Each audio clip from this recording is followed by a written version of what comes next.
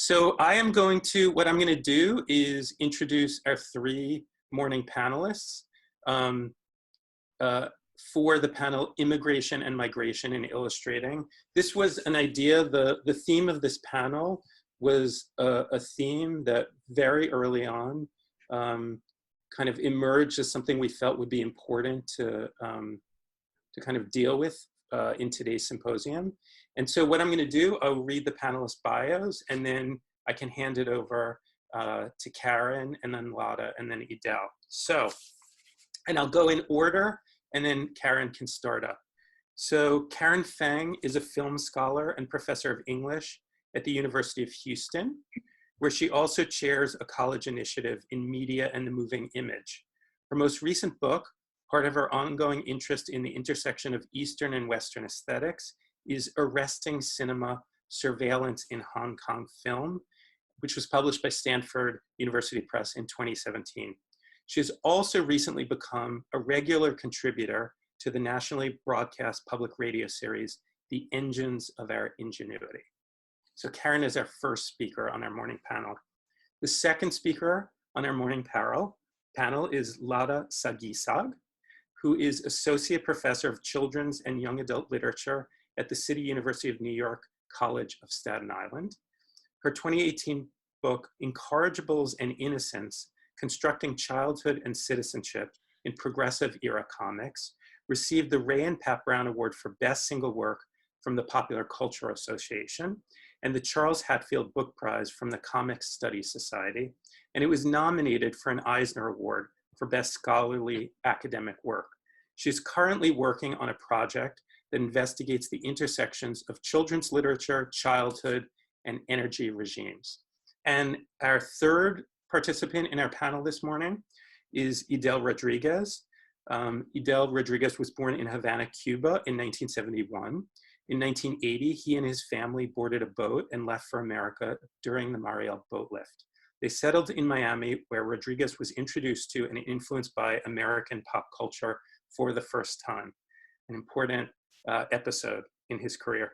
He's a regular contributor to the New York Times op-ed page and the New Yorker magazine, and he has created over 100 newspaper and magazine covers for clients such as Time Magazine, Der Spiegel, Newsweek, and The Nation. Rodriguez has been commissioned to create stamps for the US Postal Service and has illustrated poster and advertising campaigns for many operas, films, and Broadway shows. His memoir will be published by Metropolitan Books in 2021. And I feel like I also need to add, considering my institutional affiliation, that he received an MFA degree from Hunter College in 1998. So I am going to get things going and hand it over to Karen. Karen, are you around? Yes, I'm here. So, wonderful. I'm just going to say hello to everyone and explain that I was having horrible Wi-Fi problems. So last night I recorded the audio for my PowerPoint. So Rich is going to run it, but hopefully my Wi-Fi will hold out for the Q&A as well. We're keeping our fingers crossed, Karen.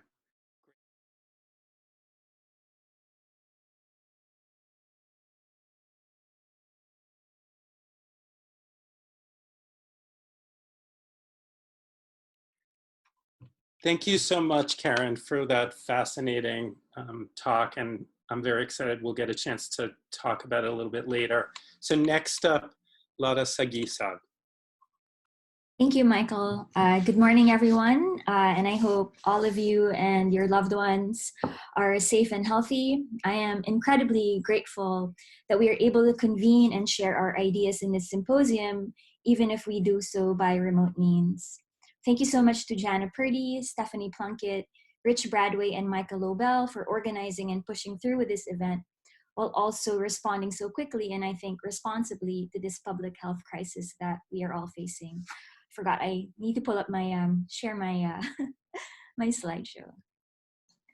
I recognize that being able to continue to talk about art and illustration in a time of crisis and disruption is an incredible privilege, and I am grateful that we have this privilege.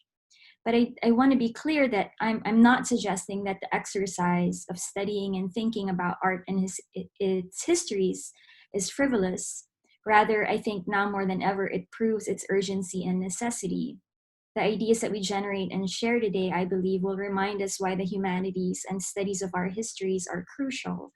They enable us to remain connected during moments of distancing and heightened anxiety, to recognize and confront different forms of othering and xenophobia, and to understand what it means to live and be alive in states of emergency. And of course, I'm thankful for this opportunity to talk to you about Nestor Redondo, and how fitting it is that I get to talk about him at a symposium co-organized by the Rockwell Center for American Visual Studies, for Redondo admired the work of an illustrator whose initials he shared, Norman Rockwell. Redondo was born in Candon, a city in the Ilocos Sur province of the Philippines. As Manuel Awad tells it, the young Redondo sought to follow in the footsteps of his older brother Virgilio, who worked as a comic book artist.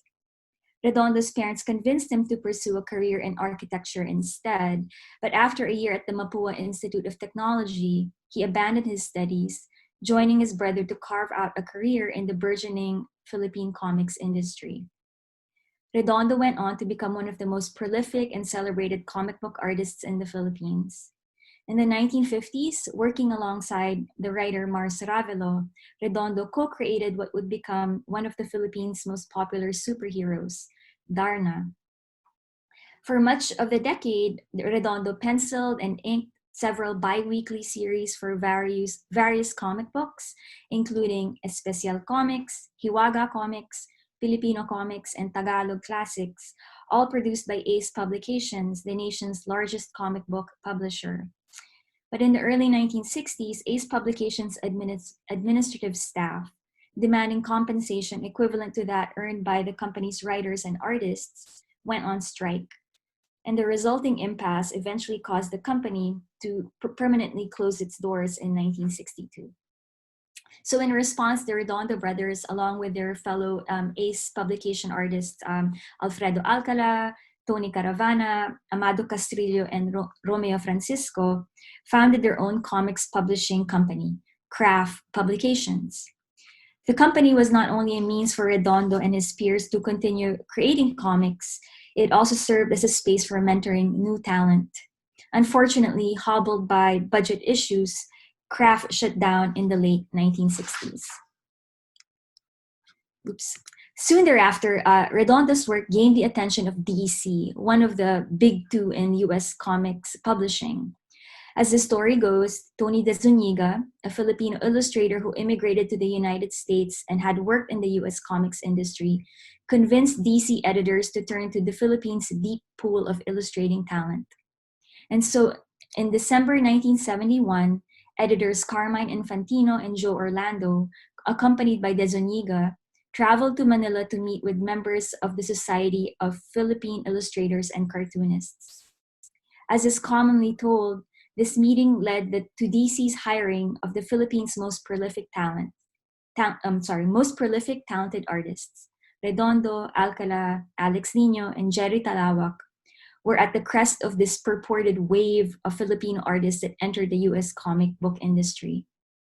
In 1979, Redondo received the Inkpot Award at the San Diego Comic-Con in recognition of his artistic contributions to US comics. So while my impression is Nestor Redondo is not a household name, many comic book fans and artists in the US and the Philippines often praise him as a master of his craft, holding up his illustrations for Swamp Thing, Rima the Jungle Girl, and the Bible as examples of his exemplary work. But for now, I want to return to the year of Redondo's birth.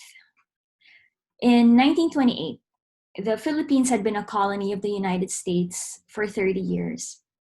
The year also saw a peak in migration of Filipino laborers in Hawaii, then a US territory. The US-based Hawaiian Sugar Planters Association, or HSPA, actively recruited Filipinos from rural areas, including the Ilocos region, Redondo's birthplace, to work in Hawaii's sugar plantations. Many Ilocanos, facing limited opportunities at home, were attracted to the HSPA's promise of prosperity and buoyed by the circulating success stories of Filipino sugar workers, or sakadas, who preceded them. Perhaps many of the Filipinos who traveled to Hawaii did not hear of or chose to minimize other kinds of stories of Filipinos being paid the lowest wage among the various ethnic groups that labored in the plantations, of the HSPA deliberately recruiting poor Filipinos with a low level of education as they were seen as less likely to be aware of their rights, and of the HSPA believing that Filipinos were inherently deferent, used them to undermine an increasingly defiant Japanese labor force in the plantations. Perhaps those who chose to journey to Hawaii were not aware how Filipino plantation workers had been organizing strikes to protest low wages, inhumane practices, and racial discrimination, and that these strikes failed. The most resounding defeat came in 1924 when Filipino strikers in Hanapepe, Kauai, armed with guns, rocks, knives, and clubs, fought the police. And the result was a massacre. 16 workers were killed. Around 60 Filipinos were sent into prison, including labor leaders Pablo Manlapit and Cecil Basan, who were both convicted based on false evidence and false testimony. I connect the birth year of Redondo, to the early history of Filipino migrant labor as a means to recast the narrative of Filipino artists who worked in the US comic book industry in the 1970s and 1980s. Overall, the work of these artists remain understudied. Many comic book histories tend to ignore or gloss over the contributions of these artists. Some comics fans, scholars, artists, and writers in both the United States and the Philippines, however, have worked to address this neglect. But it is worth noting that these attempts to reinscribe Filipino artists into comic book histories highlight the art and achievements of Redondo, Alcala, Nino, and De Zuniga, often leaving unacknowledged that during that period, over 100 Filipino artists were hired as illustrators by DC, Marvel, and other US comics publishers.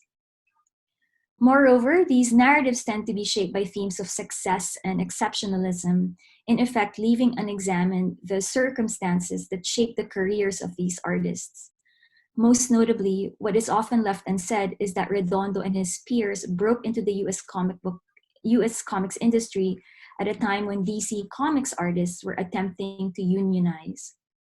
According to some accounts, DC management hired Filipinos in response to the news that US artists were planning to go on strike. In an interview with Gary Groth, Infantino, the DC editor who is credited with the so-called discovery of Filipino comic book artists, admits as much, as he says, "I understood that some of the boys were going to start some kind of union and they were going to pick on DC first. They were going to break our back. So this one guy, he was working for us, he was a Filipino." So here, Infantino was referring to De Zuniga. And he said, "There's a group of talented guys in the Philippines you can get." I said, "Well, we better get somebody because if this thing happens, we're dead." There were a couple of artists at DC who planned to strike, and I was told they just wanted to attack DC. And I said, "Oh yeah? Okay." So I very quietly went out, got myself covered, and that was the end of it. De Zuniga, for his part, has a slightly different recollection. In an interview with Sean Clancy, De Zuniga relates, "At the time, DC was reprinting a lot of material, republishing old work, and turning them into new format books. So I was telling them, why do this? Why are you publishing it again? And they told me, well, we don't have a budget for new material. American artists want so much per page, and we could only afford $11 a page." And I said, "I know where you can get artwork for that price, the Philippines." And so it was my suggestion. Carmine, Joe, and I flew down there for 3 days, and they were very impressed. That was the start. And DC was paying those kinds of low page rates. Now, Infantino insists that DC paid Filipino artists what he called a fair amount of about $45 to $50 per page. And he claims that he was surprised to hear Filipinos complaining that DC was paying them only $5 a page. And he actually accuses De Zuniga, who served as the agent for Filipino artists, of ripping off his countrymen. But what happened was that the DC strike never materialized, but it is worth noting that Infantino's and De Zuniga's recollections both position Filipino artists as potential replacements for a disgruntled US workforce. DC's move to hire Filipinos echoes how the Hawaiian Sugar Planters Association deliberately recruited Filipino laborers, a move meant to signal to organizing Japanese laborers that they could easily be replaced by cheaper and supposedly more compliant workers. Moreover, both Infantino and De Zuniga describe the process of working with with Filipino artists, that the artists based in the Philippines would be assigned scripts that were being mailed from the US and then sent, and they would send their illustrated scripts to the US by mail. So this information should dispel the image of this wave of Filipino artists coming to the US. While a few of them, including Redondo, eventually migrated to the US, the reality was that DC and other comics companies were outsourcing their labor. Filipino comics artists were also often assigned to illustrate stories in the genre of mystery, horror, and jungle adventure stories, as well as literary adaptations. And while such stories had an audience, they did not share the same status of the superhero genre, which was the bread and butter of the comic book industry. And so the picture that emerges is that Filipino artists largely worked in anonymity and were placed low in the comic book industry hierarchy. This context of labor is by and large ignored in existing histories and appreciations of the work of Filipino comics artists. In a special issue of the Fan magazine, Comic Book Artists, that commemorates the contributions of Filipinos to the US comics industry, finally, the Filipinos, it declares. David A. Roach dares broach the subject of labor by asking, were Filipinos merely cheap labor or a safeguard against a possible militant guild? But rather than following the path opened up by this query, Roach redirects it. Alternatively, he asks, were Filipinos rather a supremely talented and quick band of artists who would bring something new to an increasingly diverse comic scene? I would prefer to believe the latter option, but there is every possibility that all three could be true, he says. Now, Roach's essay, no doubt, is vital as it works to identify Filipino artists, dozens of Filipino artists whose names have slipped into obscurity. But his essay focused on presenting Filipinos as prolific artists who invigorated US comics leaves unexplored the essential angle of labor. Such tendency to highlight success and artistry in the US comic book industry over themes of economy and work conditions is in line with Jean-Paul Gabillier's observation that comics fans, who are often at the forefront of recovering these lost histories of comics, are generally uninterested in tracing the history of labor and collective action in the comic book industry. Though I do want to note that the Comics Journal's special issue on economics and labor released last year reminds us that fans and critics are not entirely silent on this matter. Gabellier also adds that the paltry tradition of collective action in the professional universe of the comic book is itself indicative of the subordinate position of comic books in the cultural hierarchy. Comic book artists and writers have tried to organize and unionize in the 50s, 60s, 70s, 80s, and all of their attempts have ended in failure. And to date, there are still no unions for comic book creatives. The comic book industry has had a long history of exploiting its workers, as many of its creatives have been underpaid and struggled to claim or retain ownership of their work.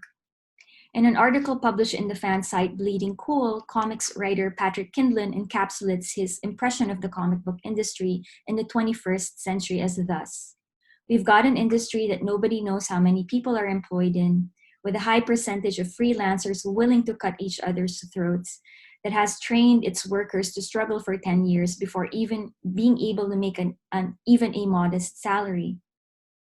The comic book industry also operates on a work-for-hire model.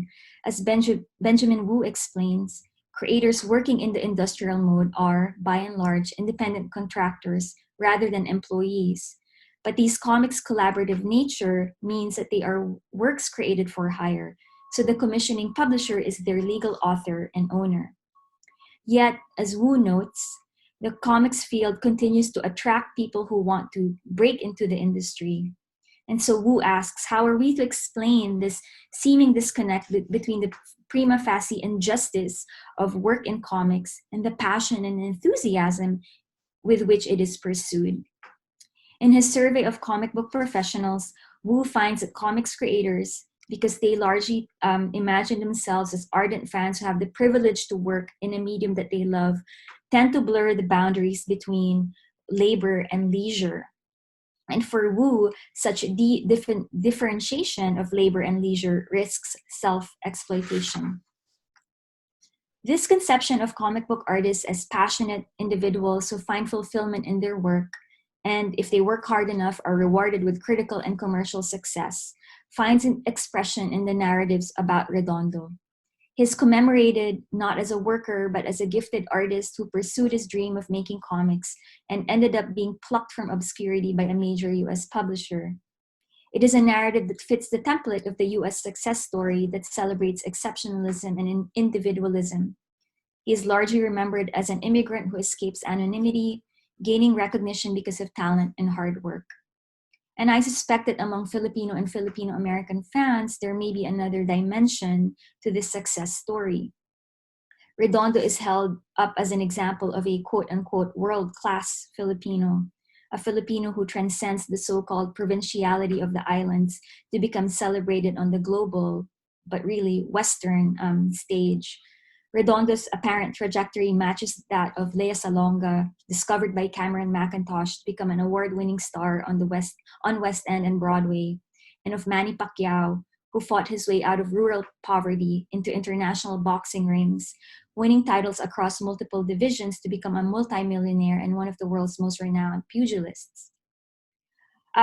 So for the most part today, I focus really on the producer rather than the product. And so for the next phase of this project, I really hope to closely examine some of Redondo's illustrations and pay attention to how they were shaped and responded to intersecting issues of migration, labor, class, coloniality, and race and racism. And as I unpack the discourses surrounding Filipinos' contribution to the comic book industry, I also need to consider how they themselves understood their conditions as expressed in their art, writings, and interviews. But I do want to point out how the challenges of accessing material on Filipino artists in both physical and digital archives not only testifies to how comics have historically been viewed as disposable, trivial low art, but also speaks to how efforts to build collective and institutional memories about comics tend to bury the work of Filipino artists. But I'll end on this note. Benjamin Wu reminds us of Jason Toynbee's suggestion that creative work, such as writing and illustrating comics, may come close to an ideal of work as self-determined, gratifying, and freeing. But Wu also forcefully argues that we also have to acknowledge that we live and work under conditions of unfreedom. And if a price is to be put on our labor power, then we ought to negotiate that price with eyes wide open. So this presentation takes its cue from Wu to necessarily layer appreciations of the work of Filipino comic book artists with a recognition that these works were the result of labor. Thank you so much. Thank you so much, Lara. I'm already so excited about the resonances between your presentation and Karen's, and I can't wait to have a discussion. And I just want to say that one of the first thoughts about this panel was that we wanted to combine scholarly conversation with at least one creator representing their work. And so I want to hand it over to Edel Rodriguez. I see Edel has said, no, that's okay, Edel, that's fine. I want to hand it over to Edel Rodriguez. Hi, hope my mic is on. So my name is Edel Rodriguez. I've been an illustrator now for about 25 years. I studied both painting and illustration. And I just wanted to go through some of my my work from when I first started, and then some of the more recent political work I've been working on. So thanks for tuning in, and here we go, hopefully. Let me see.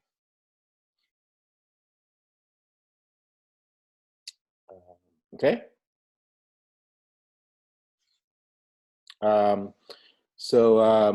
These are, you see my photographs here? Okay. These are some photographs of myself in Cuba. I think I was about 5, 6, or 7. And this is to give you an idea of the kind of place where I grew up, where for me as a child, the military and the revolution in Cuba was a very big deal. When you're a kid, you see people dressed up in costumes and things like that. And on the left is me dressed in my uncle's military uniform, and the right is my my school uniform. And we were given these berets to when we went to school. So that was part of the way we dressed. These are some of the billboards I grew up with in Cuba. These are kind of things that were around my town, and this imagery for a child, I think it stays sort of emblazoned in their mind. These slogans say "Fatherland or death," "Socialism or death." So I think they have influenced a lot of my thinking about politics and graphics. This is my family.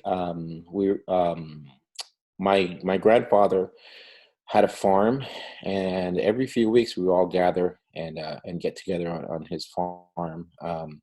That's me on the front left there. And within a few years of this picture being taken, most of this family had left the country, and right now I don't think there's anyone left in Cuba that is in this picture. Part of the reason we left is that things were becoming very difficult politically in Cuba. Free speech was tamped down. People were being jailed for speaking against the government. It was the middle of the Cold War, and anyone that disagreed with the politics in Cuba was encouraged to either shut up or leave or go to jail. And at that time, there was something called the Mariel boat lift, where Fidel said that anyone that wanted to leave the country could do so, and they wouldn't be shot or jailed. So my family in Miami took advantage of the situation and sent a boat down to Cuba to pick all of us up. We were in a camp for about 7 days, a detention camp in Cuba, and then we finally boarded our boat. And that's me on the lower left with the reddish brown jacket, and my family is on the right. This is on the boat that we were leaving. So overnight, as a kid, I went from revolutionary graphics and the images of the revolution to arriving in Miami in a house of by then it was about 14 people that were all living in a house, and the graphics went from the revolution to something very different. This is a photograph that I found recently. It was taken by a journalist that had boarded my boat, and it was published at the time. I recently found this through Facebook. We tracked down this photographer, and this photograph came to me. My boat was one of the most documented boats in the boat lift because a lot of reporters that were covering the story, American reporters that were covering the story in Cuba, were thrown off the island, and they needed transportation. The way they got off the island was by hitching a ride on our boat. So there's a lot of photography and reports of that time. So overnight, it went from revolutionary graphics like this to American graphics such as this. And in the child's mind, you start blending everything together, basically. We, as a 9-10-year-old, became fascinated with American pop culture. And so we'd have these family parties again, gatherings. And there would be like a 3-hour salsa party. And we would tell our parents, you can have a salsa party, but we got to have a rock concert too.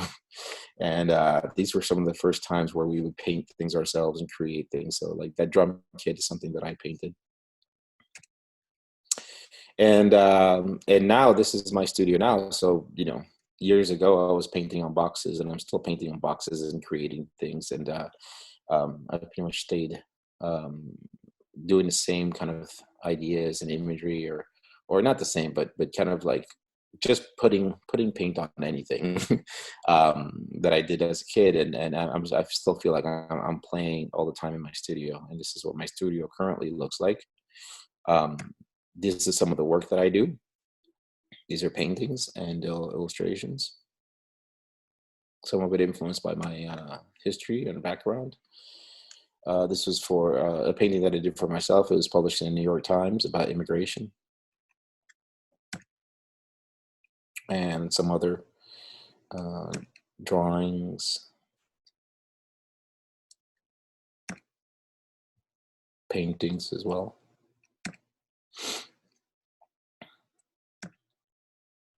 This is what a typical sketch for a project looks like for me. So this is, I had an idea to create a three-dimensional illustration installation of posters and graphics.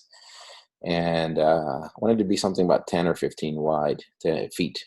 So this is the first thing that pops into my head. Then I develop it further into something like this. I was fascinated by the idea of how American companies have become part of the problem that we're all living in, where, you know, you can buy guns at you know, at a sporting goods shop, have it fixed by have it shipped by FedEx. How, you know, just the corporate culture or corporate fascism that we're kind of living in, I think. And then this is the final artwork and some details.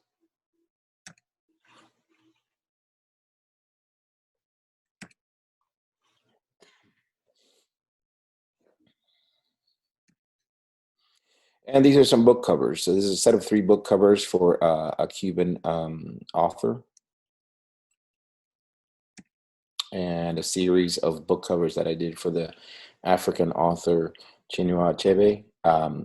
So I tend to get a number of projects that are about other cultures, other countries, continents, sort of stories about, you know, that are not typical, you know, suburban American kind of stories. A lot of international stories is what I tend to focus on, along with some of the other work.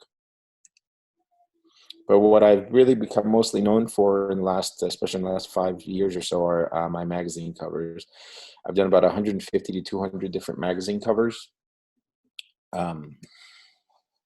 These are some you may recognize. Is on the right is for Newsweek magazine when Osama bin Laden was killed, and then the one on the left is Mao for Time magazine. This one was from 2006. It was for a special issue in communication arts on Cuban design. So I came up with this idea and suggested it to the magazine, and they ended up publishing it. This magazine made it down to Cuba through, you know, people that got access to it, and then they ended up having to pass it around inside a paper bag because it was not really a good thing to be walking around Cuba with. And it's also become the best-selling issue in communication arts history. It really got a lot of attention back then. What it made me realize is that magazine covers really have a lot of power. So here are some of the some other posters that I created over time. This was for a whole project that I created about ISIS. And I, after I did these images, I started creating posters and putting them around New York City. But I started seeing a lot of similarities between ISIS terrorists and the white terrorism that we are facing today. So I got involved more in the campaign in 2016 that when Trump was running for president, and I created a character. This is a character that I created of Donald Trump, basically. And when Time Magazine called me to create a cover during the election, this is what I ended up doing for them. They had a headline. The headline was called Meltdown, and I created this image. Now, this image became such a sensation. It started appearing all over the place at that time. This was a follow-up to that same cover. And these covers ended up being on television news, on NBC. People, the one on the top right, someone painted it on the restaurant. The one on the bottom left painted on her fingernails and sent it to me. So I created a set of posters that I did all of these posters out of spray paint and stencil, and started displaying them around New York City, and also putting them on the internet. The image on the right is at the Trump Hotel in Soho. I just went down there in the middle of the night and put it on a coffee table, and I wonder who saw it the next morning, but there it is. I also took a bunch of Times Square, and then after I took a photograph, I would put these online, and they would get distributed and became kind of viral at the time. And the next magazine cover was asked to do for Der Spiegel was about the Muslim ban. Basically, I decided that I had done all this work about terrorism, and I was very angry about the Muslim ban. So I just took one of the images of the terrorists and put Trump's head on it and the Statue of Liberty on one hand. And I put this on my Twitter feed, and it became started getting spread all over the internet quickly. I got called by Der Spiegel magazine, and they liked the image and just wanted to put it on their cover, which kind of surprised me. So they did, and then this is the Der Spiegel cover. It came out on a Friday night and online, and before the issue was even out, people had downloaded this image and started bringing it to protests everywhere throughout the United States and the world. This is in New York City. This is a protester in San Francisco. This is the morning after the cover was published online. This is in Denver. And then overnight the story was not just about the covers, it was about the fact that the person that had made these covers was an immigrant that came to the United States when he was an 8 or 9-year-old. So I got a lot of calls to be on television on CNN and Spanish networks. So I spent about a month or two doing a lot of television interviews about my work. And people would come to my shows, or TV stations to my shows and studio to do stories on this. This is a television show in Germany.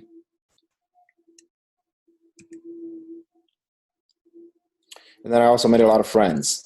So a lot of comments by people on the internet, direct messages, threads, a lot of things that I had never heard in this country before.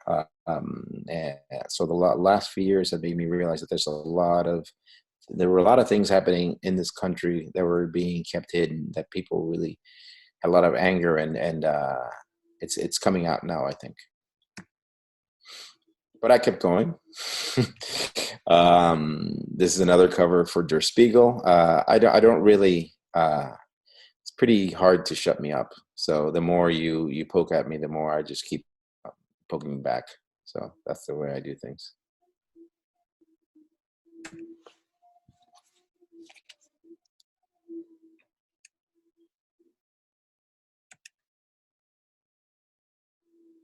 This is an image I did, and my mother didn't like it, so she thought it was kind of a little rude. So I put some clothes on him, and I sent it back to my mom. This is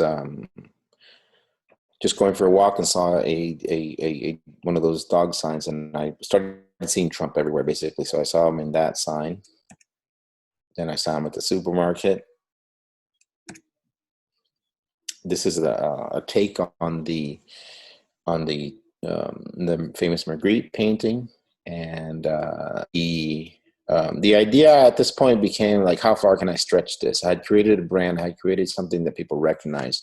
How far can I take this to stretch it out even further? so it started expanding into many other things, more posters, more magazine covers, street posters, a street poster campaign. This is to give you an idea of the number of sketches I do for one mag.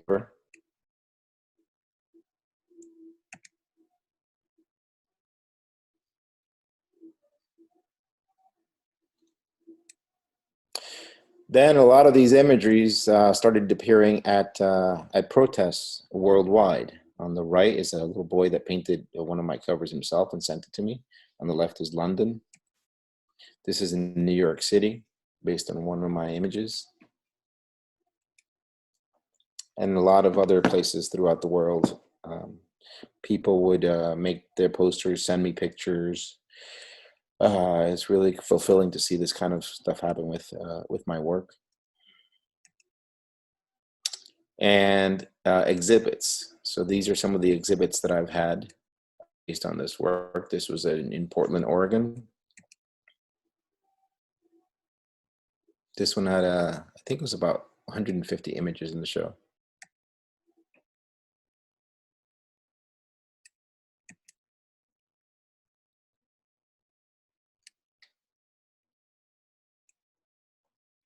Oh, and they asked me one thing that I had been wanting to do, and yeah, I've been wanting to do a piñata, which I never had time to do because I was so busy. And I mentioned it to the agency, and I designed it for them.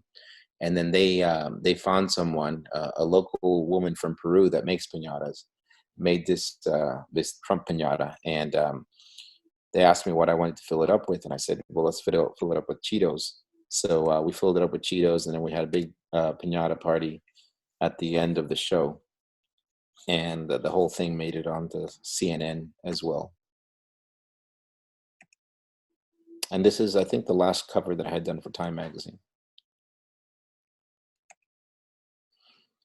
This is a poster that I pasted downtown, and the story behind this poster is that as soon as I pasted it, I kept walking, and within 2 or 3 minutes, I was surrounded by 5 or 6 different people asking me, well, what I was doing, because I was doing more posters.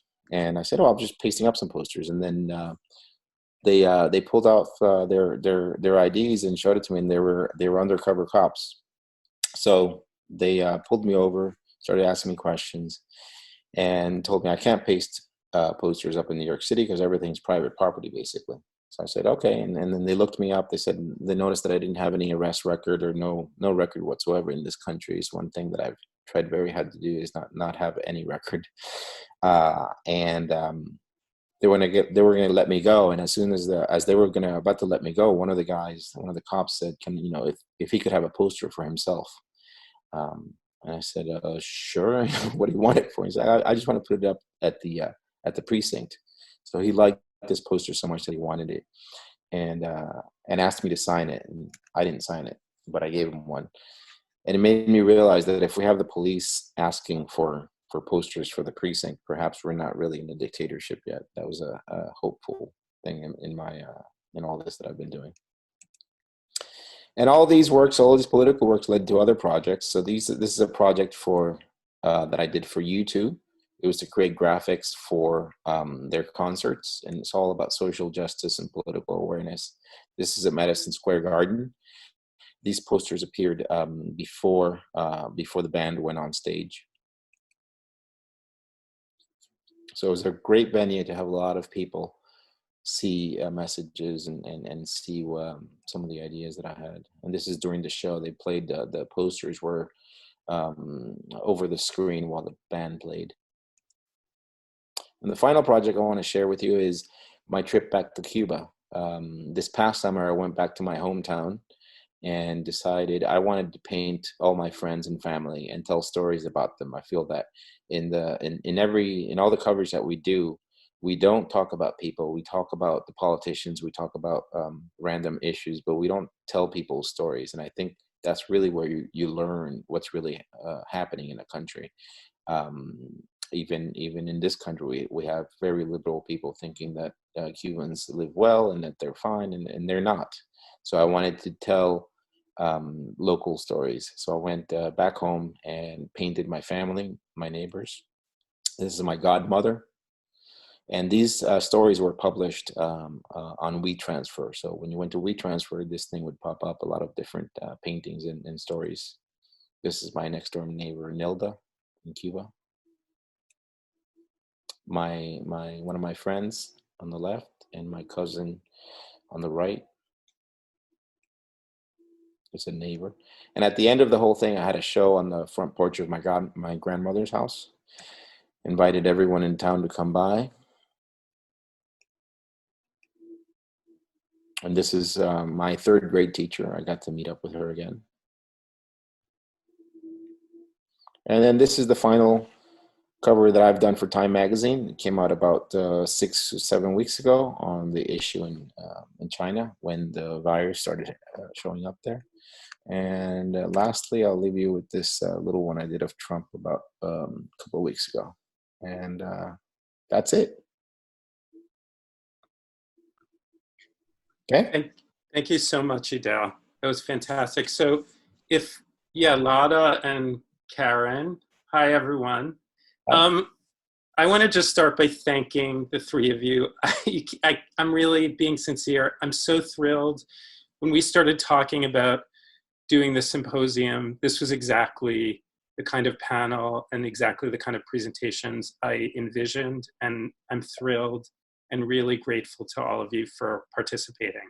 So what I'd like to do, I'm going to say two things. One, if the people in the audience, if people want to submit questions through the chat or through the Q&A, I think we'll have time to do that.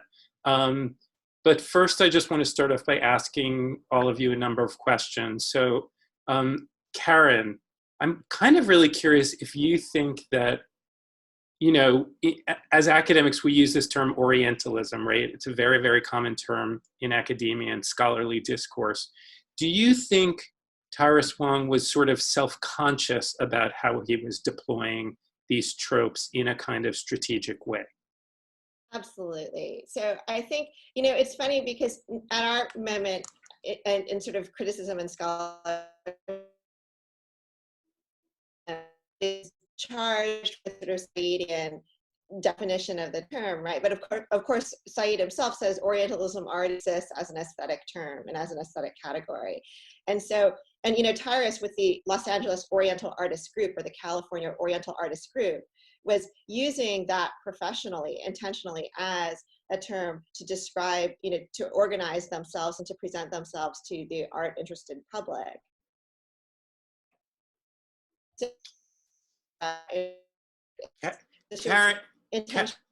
Karen, I think we're losing you a little bit. I have a suggestion. Maybe turn off your camera and you'll come in a little better just on audio. Okay, I think we'll have to work on that because Karen has been taking extraordinary steps to get to us. So let's see if we can get her maybe on the phone. But Lara, let me actually go to you. So Lara, one of the things that I was thinking about was you use this term outsourcing. And that's obviously a much more common term for us in the last couple of decades. But do you know, I was almost wondering if DC's kind of plan to kind of bring in these Filipino artists. Do you have a sense that that may have been a very, very early form of outsourcing, meaning that do you know if there are any historically equivalent kinds of outsourcing practices, you know, just in the US at that time? Yeah, so this is something I definitely like stumbled on by accident. Like, because I had, like, when I you know, when reading about these histories, I always just imagine, like, because the term wave was always being used. So I always imagined, like, oh, there was, like, you know, this bunch of Filipinos who migrated to the US and then broke into the industry. And so I was actually surprised when I started reading these, like, interviews and Infantino and De Zuniga describing how the process actually worked. And I still have to do more research, but what I've found so far is that actually they were, I think it's in the history of animation and comics by John Lent that he does mention that I think around the 60s, it was mostly in animation that sort of work was like outsourcing was being done. So they were hiring illustrators in like animators in I think Korea and many parts of Asia, and I think including in the Philippines. So I think before DC even started, I believe Hanna-Barbera was already outsourcing their anime. So it was, I think there was already this knowledge that there is this kind of like, you know, pool of talent in the Philippines, but maybe like, you know, my impression is the comics industry came in a few years later. And and I think it's for some reason I am more familiar with, and even when I was growing up, I always knew of like how the animation industry was outsourcing its work. But to me, at least, it felt like this discovery on my part, like, oh, that even the big two, like even Marvel and DC and other US, like the smaller US comics publishers, were actually drawing from the Philippines. Yeah. And is there significant writing to date on that phenomenon in animation or no? I think there is. Yes, there is. I am not entirely familiar with it. I do want to do some more work on that, but I know that there are scholars who do work on that. Yes. Great. Edel, there's probably some kind of rule about not surprising your panelists, but I did bring a little something, and I'm not sure, Edel, I don't know you that well. I'm not sure you're the type of person who likes being surprised, but I did want to share something. If I can share something very quickly, I think this is something sort of nice. So, Edel, before sort of everything happened, Edel, can you see the screen? Yeah. So before everything happened and Hunter College shut down, I had the foresight to go into our department library, and this is Amazing. Wow. and I thought, so Edel, I thought this was really interesting for two reasons. I know we're focusing on immigration and migration in illustrating, but there are two things that really caught me, and I maybe wanted you to talk about this a little bit. So many illustrators historically were very, very aware of the distinction between illustrating and fine art. And you started out really as a painter, am I correct? Or painting has always been a big part of your practice? Yeah, yeah. I'm still a painter. I've always that's the main thing as I started up, and the illustrator became like another thing that I did, and now it's become a bigger thing. So yeah. And I was really struck by these images. So these are from your MFA thesis show in 1998. I haven't seen that in a long time. You haven't seen these in a long, good. So it's a good surprise then, yeah? I thought they really, to me, when I opened this catalog in the Hunter Art and Art History Department seminar room and looked at it, I thought, wow, you know, even at this point, you had this incredible kind of graphic sensibility. Do you agree that there's a very strong connection between this and, or at least this is kind of predicting some of your graphic sensibility today? Yeah, yeah. There are a lot of similarities. I mean, all of my work is sort of interconnected, and my MFA thesis show was all about kind of being in a different place, sort of being displaced in a place where you don't feel like you quite belong or know where to go. And this was part of an installation of about, I think it was about 60 photographs that I took of my my friends and family in Cuba. When I would visit, I would take their picture, and I always felt this longing, like they weren't there, like I was here, they were there, and there's this place where we couldn't connect. So that's why I started tearing off their faces, this idea that I couldn't see them. And then across from that wall was another wall with their faces blown up really large. And it was basically an installation of photographs, collages, and sculptures. That was my MFA thesis show. Fantastic. So when I found those a few weeks ago, unfortunately got them scanned before everything closed down, I thought, well, again, surprises may not be the best thing on a televised panel, but I thought I really want to bring them in. And they really did strike me. And that's one other thing I really see in your work. And I think when people think about sort of someone who does sort of cover illustrations and really provocative ones like you do, they look very graphically simple.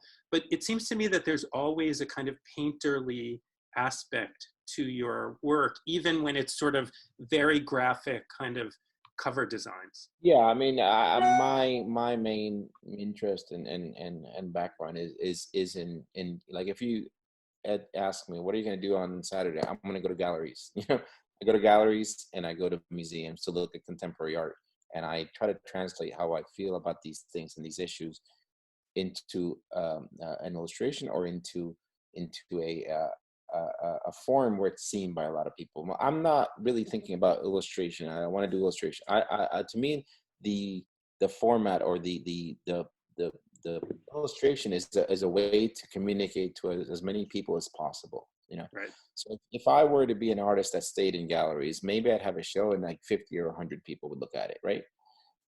They'd come to the gallery. Okay. But as an illustrator, you can have 50 or 100 million people look at what you have to say, you know, by being on the cover of a magazine, by making an animation. So I think that's the draw for a lot of illustrators is the audience, that you can have an impact, that your work is being seen by a much bigger public.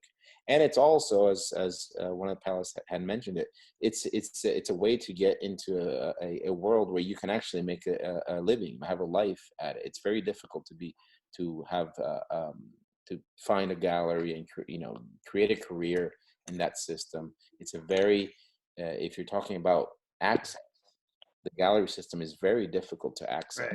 Right.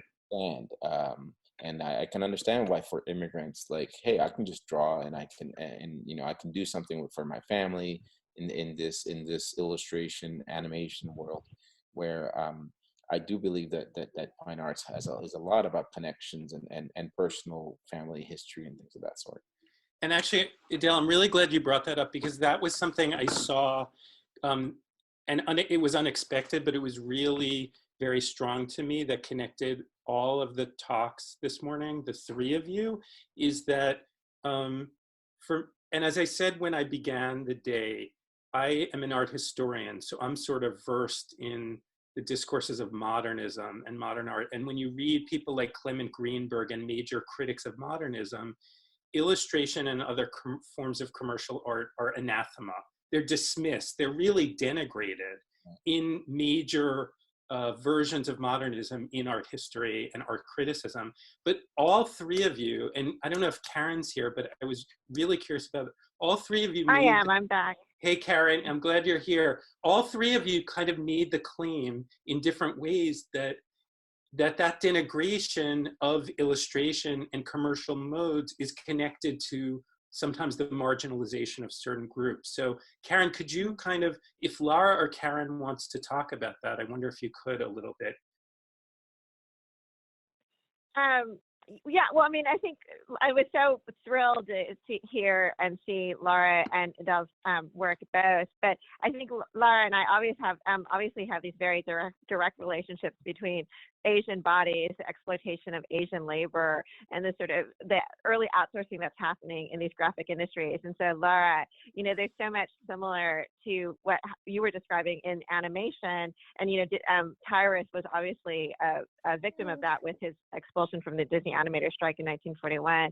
So in answer, when I was speaking earlier and trying to respond to Michael's earlier question before my Wi-Fi failed me, I was responding about the sort of problematic status of the term Orientalism for us today and what Tyrus's relationship to it was. And I was describing the way in which Tyrus intentionally used Oriental, both as the available term to describe his body and the kind of work that he was doing it, but he sort of trafficked in a kind of aesthetic Orientalism because that was the way in which he was able to advance his name, as I said earlier, his artistic signature, to advance his work.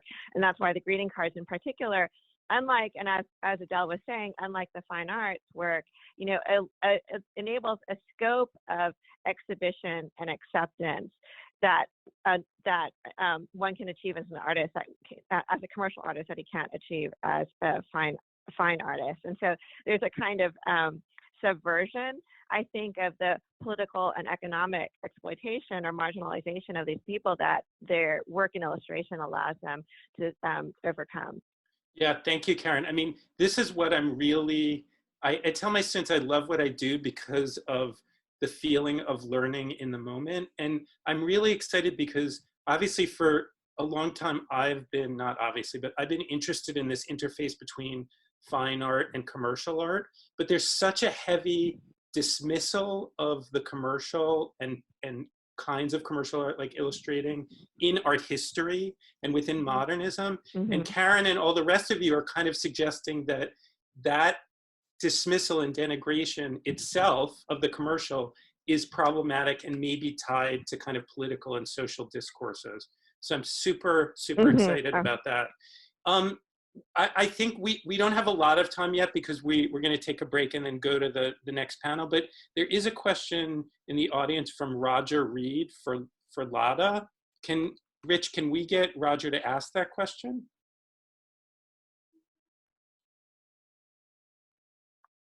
Working on it. So let's say just so everyone understands, we were really trying to get. Roger should be active now if he wants to talk. Roger, is your microphone activated? Let's see. Can you hear me? Yes, we can. Yes. Okay, so this question is one actually from my brother, who is familiar to some degree with Filipino history. And he was referring to this character, Darna. Yes. And noticing the similarity to the Wonder Woman character, and he is thinking that Darna comes first. Is that can you? I think so. I think Wonder Woman was her character appeared in 1941, and so Darna appears like a decade later. So and my understanding is I've read so many iterations of Darna, but I think her origin was that the superhero is is like a dead alien warrior. So she's kind of like Superman and also a like Wonder Woman in one, but a young girl like swallows she has to put this magic stone in her mouth, and she has to say Darna, and then she will turn into Darna. And so it's also in a way like Shazam, right? Yeah. So it's like these multiple like it was drawing from like multiple kinds of narratives that was being already like produced in the US comics industry. But what I'm most interested in Darna is that it does also address like working class issues, and also like issues of like, this issue of like, a child turning into this like woman, right? Like this young girl turning into this woman to become a superhero. Like those are the kinds of issues I'm interested in looking at in studying the figure of Darna. Thank you. Yeah, thank you, Roger, for your question. Thanks, Lara. I also have a question coming in about photography, which might be relevant to either Lara or actually Edel. Can Antonella Pellizzari ask her question about photography? Sure. Her mic's on, or yes, her mic's on. If not, Antonella Pellizzari, are you there?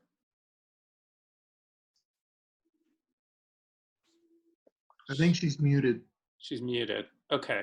Let's just ask the question, I guess. Yes. So she is asking, and Edel, you might actually be able to answer this, actually coming out of the images we showed of your thesis project, but she's asking how the medium of photography informs the practice of illustration. And can photography contribute sort of to a subversive language? Do you depend heavily on photography? How do you use it? Do you think you use it differently from others, either Edel or Lara? perhaps could answer this. I use it in many different ways. I mean, I spend a lot of my day looking at news stories, sort of when you're looking at a story, you're reading it, or someone might be reading it. I'm looking how it's being communicated to the public via images, and then through those images, I might see something in one of those images that makes me click and go, okay, there's an idea there, you know. So if I don't know, if I see a guy spraying, spraying Clorox or whatever on a building, it might go, oh, what if I just replace that guy, the building with Trump, for example, and that could become the last image. So it influences ideas a lot. And the second way is there are times where you need a good photo reference of a president or someone that's well known, and that 2 or 3, 4 different photo references is how you construct a drawing. I think there's a myth that we can just make things up, that illustrators know exactly what every politician in the world looks like, and you see the final result. But this is we're studying photographs all the time to try to figure out how to draw something. Right. Yeah. And Lara, do you know anything about use of photography in?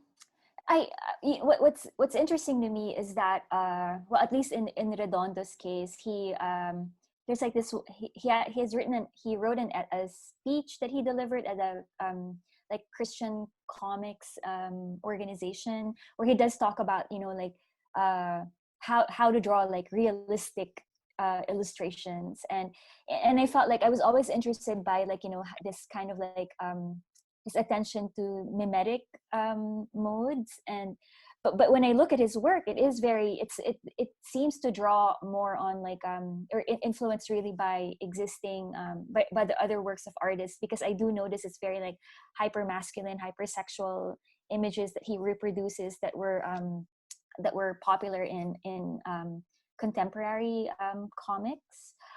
So that's a question I need to actually look further into, to what degree that these Philippine illustrators were drawing from photography. That's a good question. Thank you. Sure. So I think we have just time for maybe one more question. I want to see if anyone else comes up, but otherwise, I do have a question. It's just more of an anecdotal question for Edel. And it comes off of your mentioning of your mother objecting to one of your images. But, obviously, and one of those headlines, Edel, was like, is this Trump's most hated artist or something like that, which I think sounds like a great position to be in. But do you ever worry that Trump is too much in your head? He's so ever present now, and you've built this visual language around him. Does he, in terms of what your mother, said to you, do you feel like he's ever living in your head too much? No. I spend like 10 minutes on each one of those illustrations, and then I go the rest of my day doing other things. I make an effort to not invest that much time in anything that I do. I don't give him that much respect that I would spend a whole 3 hours on anything. It's really like, I have this idea here, boom. Okay, it's out of my system. Now I can go with the rest of my day. So yeah, I don't think, I think it's gotten to the point where it's like I say something, or I come up with some crazy idea, some crazy image, and then in 3 months it comes true, So it's kind of odd. Like I can't keep up with the insanity at this point. But yeah, hopefully it'll go away soon, but we shall see. So just the last minute or two, do any of the three of you, Karen, Lara, Edel, have any last remark or comment you want to make to everyone? I do. Since the panel is about immigration and things of that sort, the one thing that I'd like to say is that in the last 10 or no, maybe 10 to 15 years, things have changed a lot for immigrants. There's a lot more foreign students in the schools, so that creates more illustrators. I mean, about 25 years ago when I started, for a while, I thought, oh, I need to change my last name, because I would go to the Society of Illustrators and I wouldn't see any ethnic names. It would see like Smith, Bob, this, that. I'm like, well, I have an odd name. And I was an 18-year-old kid, and I thought, oh, I have to change my name. So that has changed quite a bit. And the other thing that I was fortunate growing up is that even if you are an immigrant, like, come in and just act like you own things, act like you own the place. That's what I did. That's what my father would walk into a room, he's like, hey, how you doing? He wouldn't ask for permission. And I think as immigrants, we shouldn't ask for permission. We just do it. We just act like we belong here, make the work we want to make, and let everything else sort itself out. I think that's the best thing for any immigrant to do. Thank you so much. And Lara or Karen? No, I just want to thank Edel for saying that, because I feel like sometimes I do perform the stereotype of the deferent Filipino.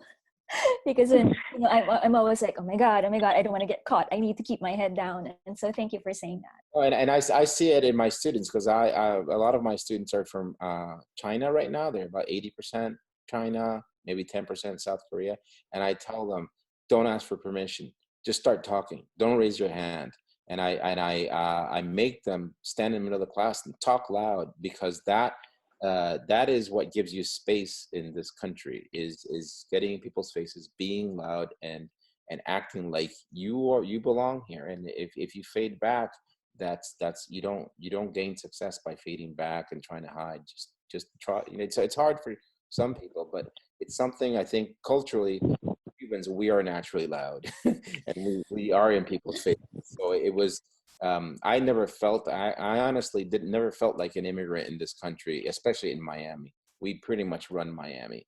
So it didn't feel that, I didn't feel that unique. It's when I came to New York City that all of a sudden people were wanting me to be in the minority club or in the Latin this. And I'm like, oh, this is something different. I've never even thought of myself as an outsider, because I grew up in a place full of people like myself. So it's given me a little bit of a different perspective on immigration. I just wanted to share that. Thank you so much. And Karen? If I could just add, sort of, to combine Edel and Lara's statements, I think, we have to acknowledge that historically, when we look backwards, that your ability to assert yourself as an immigrant is also complicated by intersectionality. So citizenship is the thing that you have to overcome, but there's also the factors of race, class, and gender, which allows some people to have more ability to own it, as Edel sort of wonderfully and rightly describes it, versus other people who feel to have less of those options available to them, or that's not as easily able to stake their claim in that space. But I think Edel's point about certainly like these Chinese immigrants today, or all of these people who are coming from abroad today, is, America at this moment is facing the consequences that it itself is, it's always been a nation of immigrants, but it doesn't necessarily have the global supremacy that it had, throughout the 20th century, when all of these immigrants were coming here. And now these immigrants are coming to America, but they're also going back to places that in some cases look a lot better than the US. And so there's all the more reason for these immigrants to own it right now, because, more and more America will be looking to the immigrants for guidance rather than the other way around. Thank you, Karen. Okay, again, just to wrap up, thank you, all three of you, for an incredibly fascinating, stimulating conversation and discussion. This has been fantastic. And this is just the start of the day. So everyone, we have about 7 minutes. We're going to take a break. And at 11:40, we're going to have our first graduate student panel of the day with 3 short talks on 19th century illustration. Thanks, everyone. Thanks, Edel. Thank you. Thanks, Lara. Thanks, Karen. Thank you.